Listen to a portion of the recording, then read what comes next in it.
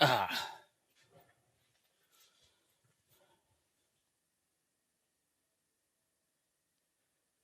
cool. Let's get this show on the road, fellas. So, I want to talk about a particular argument that oftentimes I see, and I don't really have much of a stake in the sort of broader discussion which it occurs, but I do want to address this particular argument because I don't think it's a particularly good argument based upon um, a general understanding of semiotics, right? And the first, and so it usually goes like this, right? It's about lolicon, where somebody comes in and says, well, lolicon is not a problem because it's just a drawing. It's a fictional drawing. And then somebody fires back with, well, drawing of what? And usually at this stage, the person who's like defending lolicon will say, well, it's just a drawing of a lolly. And then the person who's critiquing it or criticizing it would fire back, well, what is a lolly of? What does it look like? So the reasoning here, right, is that the lolly is supposed to be like a sign that sort of like refers back, or in some cases we might call it like an icon. It refers back to like a real thing that exists, right?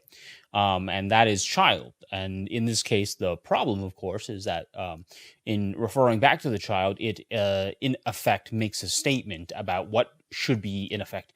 What might potentially be normalized, or what is being discussed in a very exploitative way about this real thing that we have to protect and discuss. And I can understand the reasoning behind that, but I do want to note that that might actually be built upon kind of a slight misunderstanding. So, Saussure, right, in the course of general linguistics, notes that a sign is in effect like a really basic communicative unit, right? And this effect consists of language. And so what we have here when we're talking about a sign is a sign consists of two things. There's a signifier and then there's a signified. The signifier is pretty straightforward. It's the thought, not the thought. It's what he calls a sound image. And the sound image is effectively the material marker that sort of like makes the sort of psychic link, the sort of mental link that's supposed to recall something within the person that sort of hears it, but also within the person that utters it.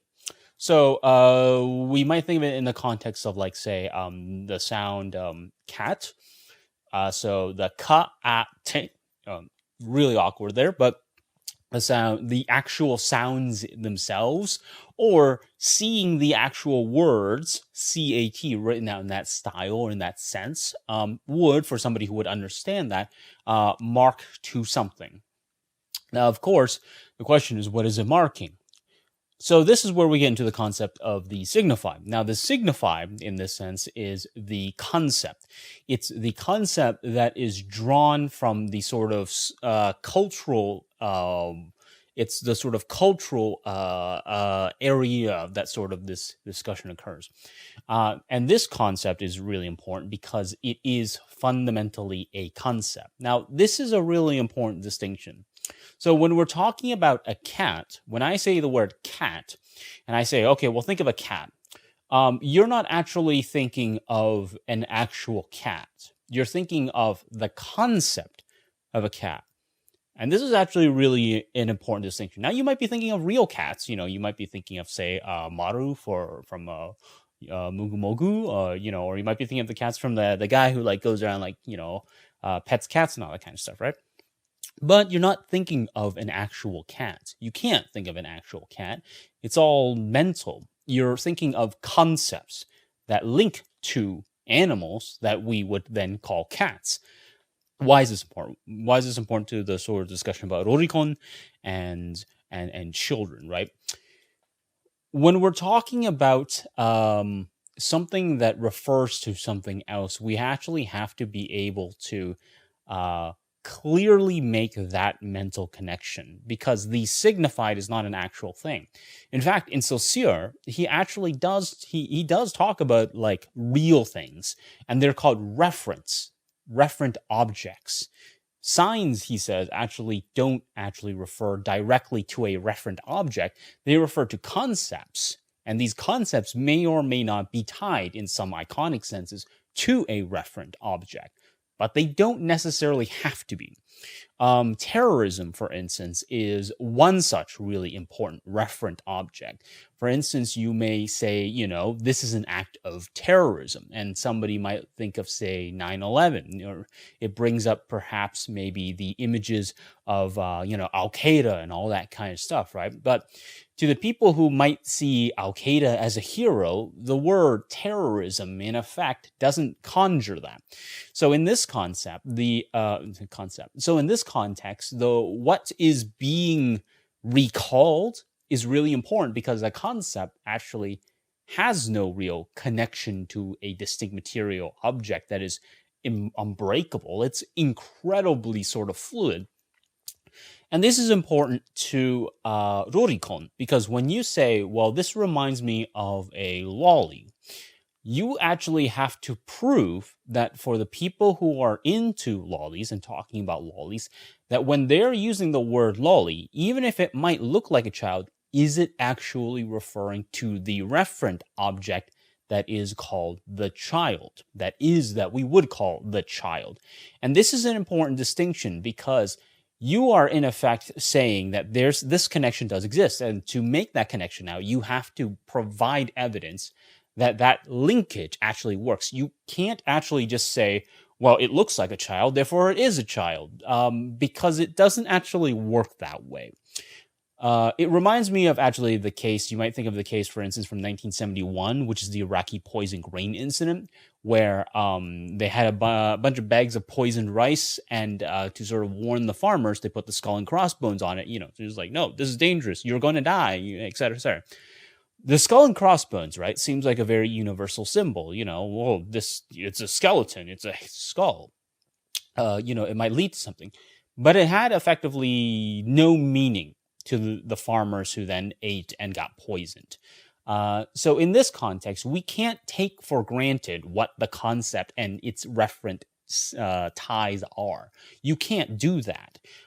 You might say that, well, it clearly is this, but the word clearly is built upon this commonsensical approach to semiotics that isn't how semiotics works. So why do I think this is important? Well, I think it's important because when we're talking about what we talk about, or what critics might talk about when they're talking about lollies, might actually be different than what people who are into lolicon talking about.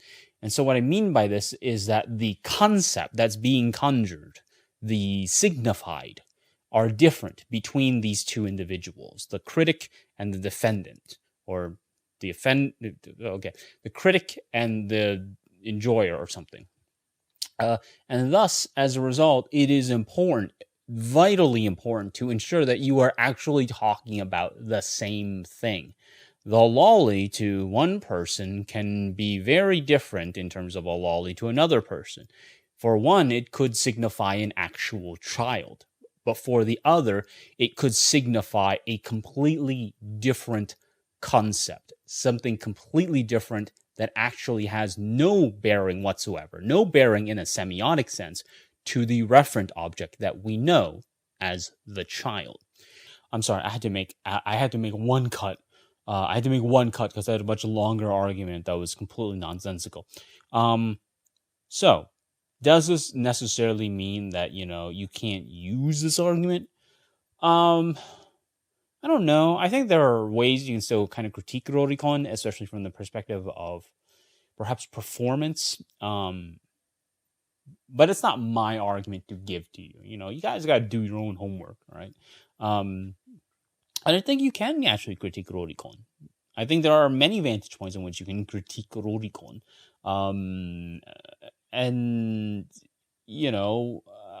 I think especially politically, it could be a very interesting subject of analysis. But I don't know. I don't find the argument that, does it look like a child? It looks kind of like a kid. That doesn't really fly when you kind of break down the basics of like how a sign works.